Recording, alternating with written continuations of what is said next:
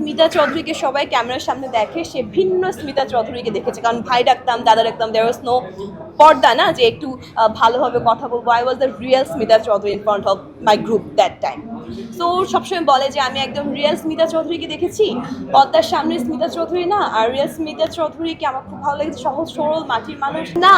এটা মেবি আমি অনেক লাকি, আমার ইনলস বা আমার শাশুড়ি উনি নিজেও একজন গভর্নমেন্ট জব হোল্ডার।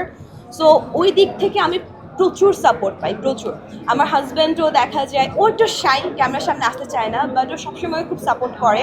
আমার শাশুড়ি আমার হাজব্যান্ডের থেকে আরও কয়েক ধাপ বেশি আমাকে সাপোর্ট রেখেছে। আমার শ্বশুর আবার আমাকে রান্না করে খাওয়ায়। কখনো জিজ্ঞেস করছেন কিনা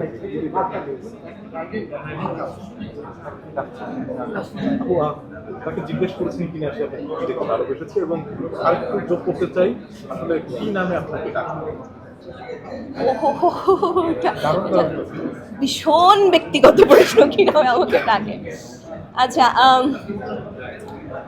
ওকে আমি বেশ কয়েকবার জিজ্ঞেস করছিলাম যে আমার কেন ভালো লাগে। ও খুব ব্যবসায়ী, তো খুব মানে টেকনিক্যাল অ্যান্সার দেয়।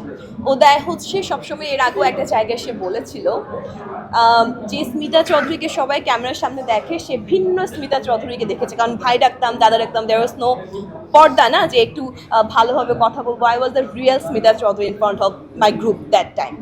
সো সবসময় বলে যে আমি একদম রিয়েল স্মিতা চৌধুরীকে দেখেছি, পর্দার সামনে স্মিতা চৌধুরী না। আর রিয়েল স্মিতা চৌধুরীকে আমার খুব ভালো লেগেছে, সহজ সরল মাটির মানুষ।